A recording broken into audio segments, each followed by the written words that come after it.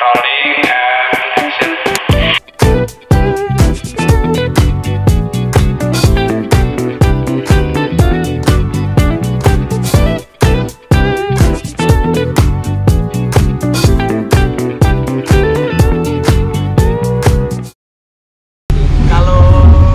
Pak Tony sama Pak Bagas kebetulan menekuni bidang apa Pak? Mungkin di pekerjaannya Pak? Apa di arsitektural gitu Pak? Ya, kebetulan saya di arsitektural juga, tapi lebih ke freelance ya, enggak ke udah lama freelance, jadi tapi ke bidangnya tetap arsitektur gitu loh. Belum mencoba ke yang lain. Aku sama kayak Mas Tony di freelance desain and build ya. Kita bisa desain, juga bisa bikin bangunan kontraktor kecil-kecilan gitu loh. Kalau ini kan Bapak suka nyekat ya Pak? Ini ya, suka nyekat. Petinggi senior-seniornya di arsitektur Indonesia ya Pak? Awalnya Bapak bisa istilahnya suka di sketsa gitu gimana Pak? Aku dulu ya. Sewaktu kita kuliah kan ada itu gambar arsitektur. Aku udah seneng banget tuh sama itu. Tapi aku tahu, aku nyadar tuh gambarku mang jelek gitu di situ. Enggak ono api-api. Terus kemudian dengar-dengar dari teman ada yang arsitektur berdiri. Aku belum masuk ke situ. Suatu saat aku ditemui oleh pendirinya arsitektur, terus diajak gabung. Datanglah aku ke situ. Dari situ aku lihat wah teman-teman kegiatan kayak gini, wah kayak gini cocok, aku bisa keinginanku yang dulu bisa tak gali lagi. Mulai dari situ aku aktif lah di Basecamp, belajar sama senior-senior itu satu persatu. Kalau saya ambil sama dengan Mas Bagas, jadi waktu kuliah semester 1 semester 2 itu ada mata kuliah gambar arsitektur ya kan. Mungkin adik-adik tahu semua ya. Sering nyeket sana sini. Kalau di tugas itu kan ada perspektif ya, interior, eksterior, terus sculpture, terus detail-detail estetis. Lah itu kan harus diselesaikan secara arsitektural. Kebetulan pada tahun saya belajar itu masih banyak menggunakan manual, belum pakai komputer, dominan ke freehand sketch. Nah, sama kalau yang teknisnya ke pakai meja gambar. Kalau sekarang saya merasakan gimana susahnya dulu menggambar. Untuk memvisualisasikan desain kita itu harus gimana lah, maksimalnya gimana. Kalau sekarang kan lebih nganu ya, lebih praktis gitu. Ini sampai terus sekitar 2 tahun yang lalu diajain sama senior saya, ada Mas Bagas, ada Mas Fajar yang sudah lama di arsitektur dulu. Saya ikut-ikut aja. Waktu itu kalau nggak salah masih COVID ya. Oh iya. Nah jadi pertama saya ikut itu live sketch itu di Dr. Cipto ya Mas ya. Oh. Itu cuman berapa orang, 6 orang kalau nggak salah. Itu tetap pakai masker, pokoknya pakai prokes lah. Kita nggak berdekatan gini, kita jarak-jarak gitu. Padahal pengen kenal jadi jauh-jauh.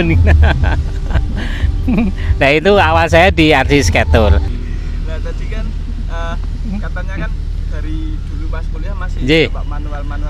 Betul. Nah itu dengan nyeketsa ke arsitektur itu bisa nyalurkan ide dan lain-lain itu gimana Pak? Seperti kalau kita desain suatu bangunan, kita kan banyak apa, kita harus explore gitu ya. Tapi terus kita tuangkan ke kertas, kita buat sketsa. Terus sebelum kita ke draft teknis ya, di TGA juga gitu tugas akhir. Jadi kita buat sketsa, terus sebelum kita diplot di tugas di kalkir yang gede ya, waktu itu kalkir Mas ya, nggak pakai print out. Nah itu kan kalau kita nyeketsa kan objeknya belum ada Pak. Kan kita selama ini kalau di arsitektur kan cuma ada objek ya. Nah kalau awang-awangan gitu Pak, ide di kepala kan kadang imajinasi kita. Ya, imajinasinya bagus, tapi kok di sketch kok kayak mungkin gambarnya kurang bagus atau nggak keluar idenya itu gimana Pak? Kita nyari, kita coba waktu itu misalnya kita mau desain rumah, kita cari beberapa referensi kira-kira seperti apa. Jadi kita coba gabung-gabungkan ya secara maya ya. Segini terus kita buat sketsa gitu. Jadi akhirnya ketemu. Dari itu tetap ada try and error kalau kita ngatain. Kita coba lagi, oh salah, bagus lagi, coba lagi, gitu terus sampai akhirnya kita berkeyakinan bahwa desain itu yang terbaik, itu yang kita sajikan. Dulu juga kalau mau color itu nggak seperti sekarang ini, lebih banyak ke pakai ilustrator ya mas, pensil mana, kalkulator. Jadi memang waktu itu zamannya memang beda. Pakainya Rapido, betul. Rapido pada sekarang malu. Oh ya, satu set ya. Wah, Macetan kan. lah harus kita cuci dulu, mau pakai cuci lagi, waduh susah itu. Bener-bener apa perjuangan yang berat. Belum kalau kita gambar di kalkil, kalau salah loh kita kerok sampai sobek, wah gambar lagi gitu. Sorry ini sedikit curhat ya. Itu hubungannya antara sketsa dengan desain itu, kita kalau nyeket sebenarnya kita belajar itu dimensi,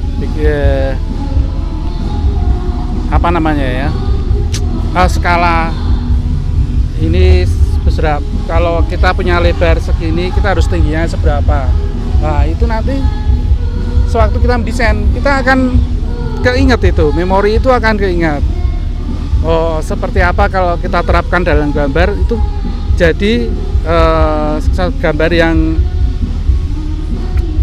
maksudnya sesuai, nggak terlalu pendek atau terlalu kelebaran atau terlihat kurus atau terlihat gemuk, tapi bisa pas proporsional gambarnya. Jadi kalau kita nyeket di gini, kita belajar proporsional dari sebuah bangunan itu dalam kertas gambar itu seperti apa, kira-kira kayak gitu. Kalau tadi kan Pak Bagas sama Pak Tony itu ya bisa dibilang freelance arsitek gitu ya Pak. Kalau sampai sekarang masih pakai metode sketch gitu Pak? Masih, itu selalu ke bawah.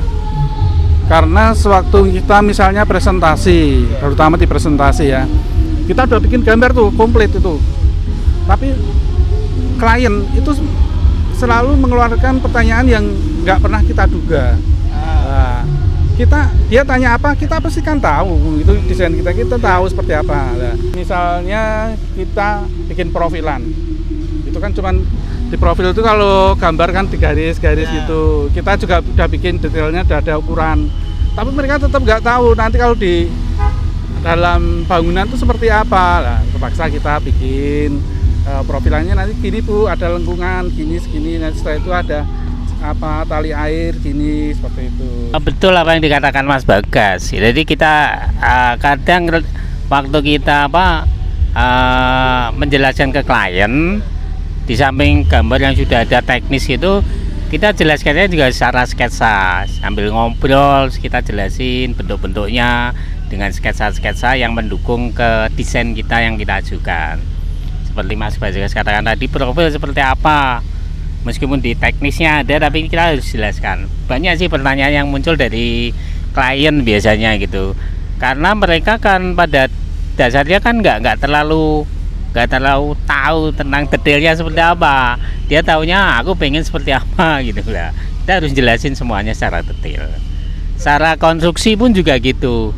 Misalkan hubungan dengan balok, dengan kolom, dengan dinding dan sebagainya harus kita jelaskan.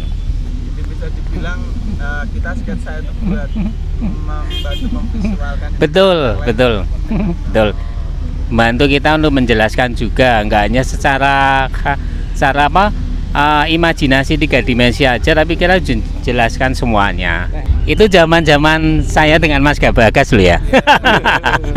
Metodenya masih bisa dipakai sampai sekarang ya? Masih bisa, dan tergantung dari klien juga, karena kliennya kan kadang ada yang pengennya yang zaman sekarang kan tiba-tiba minta lah kita buatin sketsa gini, akhirnya mereka kadang interest juga, oh jadinya harus seperti ini gitu. Nah, kalau kayak gitu berarti kita sebagai mahasiswa arsitektur harus sketsanya harus bagus atau gimana Pak kalau buat sampai ke dunia kerja Pak? pada dasarnya menurut saya itu semua sketsa bagus sih ya. Cuman kita punya karakter sendiri-sendiri, apa yang dari sampean, saya, Mas Bayu dan yang lainnya punya ngaruh sendiri. Jadi kalau kita menyalahkan sesuatu, oh itu jelek, kalau kayaknya menurut saya enggak sih.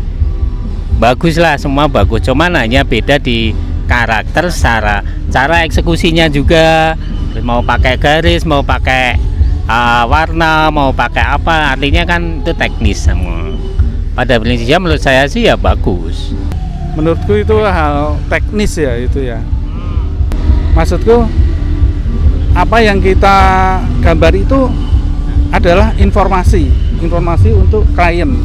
Jadi mereka bisa tahu bahwa entah itu gambarnya jelek atau kebagus, itu kan penilaian orang. Tapi yang penting kan informatif, bisa kebaca sama orang lain.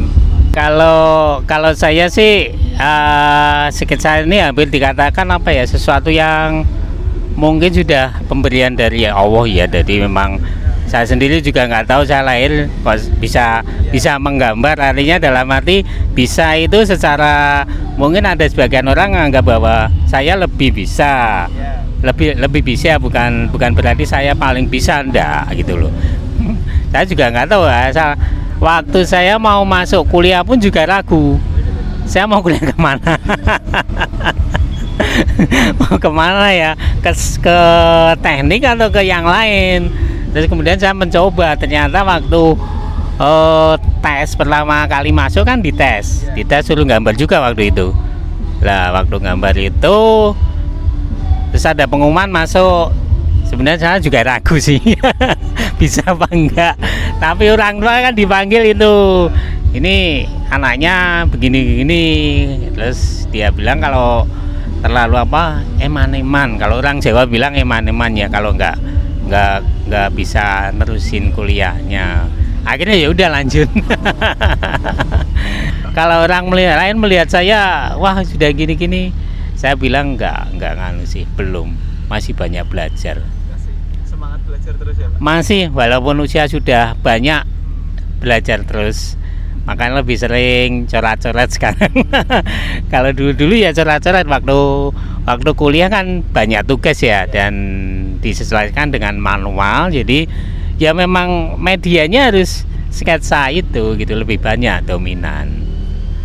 Monggo Mas Bagas mau ditambah. Aku sih nggak ada ya pengalaman ya, cuman ikut sketsa ini karena memang seneng, memang aku ada luapan emosional yang aku curahkan ke situ, terus kumpul teman-teman yang sehobi gitu, terus dan ternyata memang kita juga nggak sia-sia ngelakuin kayak gini. Kita bisa berperan di Kota Lama, terus kita mengabadikan bangunan-bangunan heritage yang suatu saat mesti itu nanti jadi sesuatu yang dibutuhkan di masyarakat ini. Kemudian akhirnya harus rusak punah ya Mas ya. Walaupun harus bangunannya itu nanti kan iya sebagian atau hampir seluruhnya bangunan sudah nggak ada, tapi setidaknya kita sudah melakukan sesuatu dalam tanda petik merekam ya dah. Iya, mengabadikan pada saat kita masih seperti ini gitu. Dan tahun-tahun ke belakangnya kan kita nggak tahu. Kalau itu bangunan sudah nggak ada, artinya kita punya sebuah memori, dokumentasi bahwa kita pernah melakukan sesuatu. Nah, orang lain mau menganggap kita apa, kita kan nggak tahu. Yang penting kita lakukan yang terbaik. Biar sebelum bangunan itu hampir nggak ada, kita sudah siapkan beberapa sketsa. Kalau ini mungkin yang terakhir pertanyaannya ya Pak. Ji. Ada tips trik motivasi gitu nggak Pak buat mungkin kita yang masih mahasiswa ini, mungkin biar semangat lagi memperbagus sketsanya atau belajar sketsa lagi, walaupun sekarang udah ada teknologi kita bisa bikin komputerized gitu loh Pak. Mungkin ada buat motivasi kita gitu Pak. kalau dari aku ya ya ini perjuangan kami juga, perjuangan kami untuk mempertahankan seni sketsa di antara kemajuan zaman, di antara teknik digital ini semakin maju ini. Pesanku cuman gini, suatu saat di pekerjaan itu pasti akan dibutuhkan teknik sketsa itu dalam kalian mempresentasikan sesuatu, atau suatu saat kalian lagi workshop atau lagi seminar, nanti itu dibutuhkan juga kamu tuangin di dalam catatanmu sehari-hari. Dan yang terpenting yaitu pada saat kita menghadapi klien itu pasti dibutuhkan untuk kalau untuk kehidupan sosial sehari-hari itu yaitu kita ikut komunitas gini untuk mengabadikan menjadi saksi sejarah peradaban dunia dengan melalui gambar sketsa. Kalau motivasi sih buat rekan-rekan muda ya, jangan artinya jangan berhenti sesaat. Jadi kita belajar terus. Misalkan kita merasa kok ada yang kurang dengan cara saya menggambar atau sketsa, coba cari referensi, coba tanya kepada yang lain yang sudah hebat-hebat, caranya seperti apa, cara nariknya, proporsi gambar terhadap kertas, terus sudut pandang, terus detailnya nariknya gimana, belajar lah.